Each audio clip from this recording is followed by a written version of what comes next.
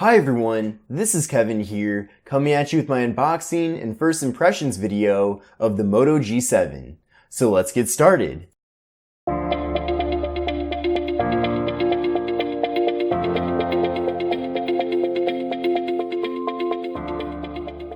So this is the factory unlocked version of the Moto G7, and it works on all four major US carriers. So it's going to work on AT&T, Verizon, T-Mobile, and Sprint. It's also going to work on smaller prepaid carriers such as Metro by T-Mobile, Cricket, and Straight Talk. Another cool thing about this being factory unlocked is that you can switch from carrier to carrier at any time. So let's say one day you're on Verizon and the next day you want to use Sprint. Well, all you have to do is remove your old SIM card and simply replace it with your new one. But here is the box itself. Looks really cool. Moto G7, of course, right there up front. We're going to lift the lid now, and the first thing you'll see is the actual phone itself. We're going to put the phone off to the side and see what else comes in the box. So we have Hello Moto. Then under that is this little packet here. Let's open this up and see what's in here, and we have quite a few things. So we have the quick start guide, we have the SIM card removal tool, and we have some legal and regulatory information. Then we have the Motorola Turbo Power wall adapter, which will provide you with fast charging. And we have a USB Type-C cable for charging and data transfer. So here is the actual device itself. I'm going to get everything set up and then we'll dive deeper into it. Motorola powered by Android. So here is the device itself.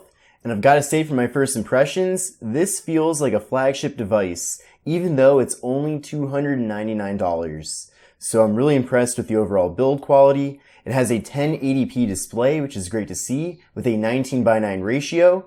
Now, that means that the device is going to be taller than your traditional 16:9 phone, which is really good for web browsing and even watching videos if you're watching videos in a wider format. Up top here, we do have a notch, and this features an 8-megapixel front-facing camera.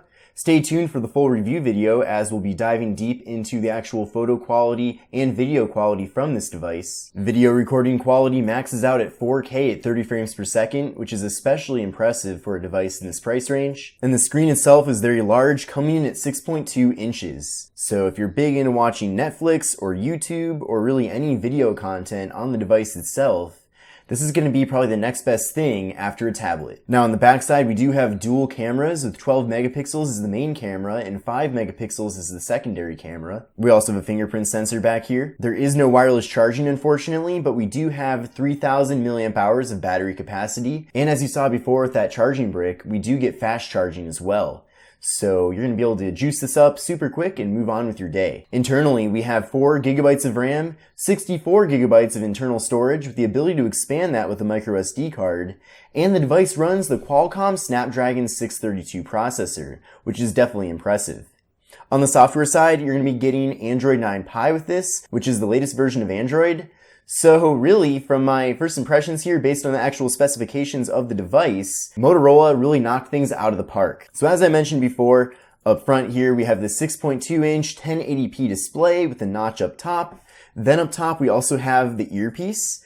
And then on the bottom we have the Motorola logo. Now I know there might be some people in the comments who might complain about this device having a notch and a lip here at the bottom. And I understand that's a genuine criticism of this device. But it still is a great looking device and it looks nice and modern.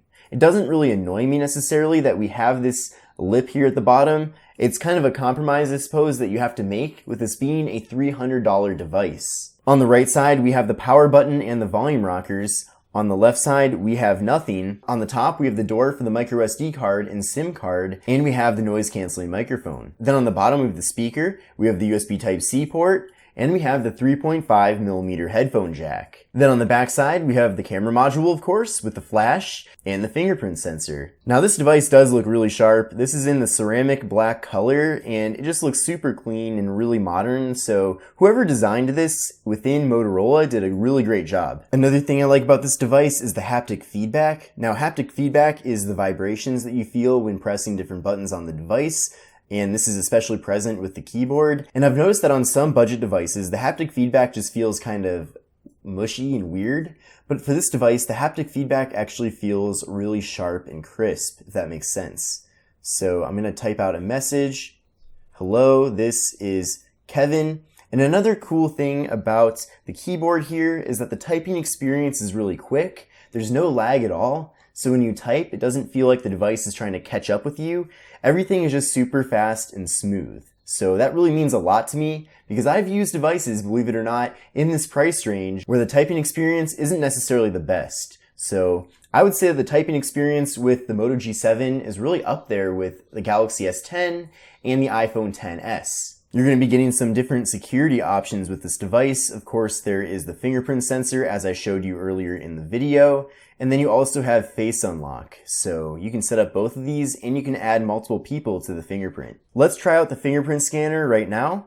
And that was super quick. I literally just rested my finger on that fingerprint sensor and the display immediately turned on and I'm able to use the phone. So that's pretty cool how this works because you do not have to tap on the power button at all. You can literally just have the display off, tap on the fingerprint sensor, and the device immediately wakes up and is unlocked. So is this device worth $299? Now, so far, I would say yes. This seems like a really high quality device. I really like that 1080p display. Of course, 64 gigabytes is nothing to complain about. That's quite a bit of internal storage. And Motorola overall has a great reputation with long-term reliability. But of course, I'm going to be using this device for quite a bit more before I can provide you my full opinions and my full review. But thank you so much for watching my unboxing video of the Motorola Moto G7. I will be leaving a link in the video description where you can find the most up-to-date price of this device, as I'm sure over time the price will probably be going down, as it does with pretty much every piece of technology out there. But I hope you enjoyed the video. Give me a thumbs up if you enjoyed it, and I'll see you in the next one.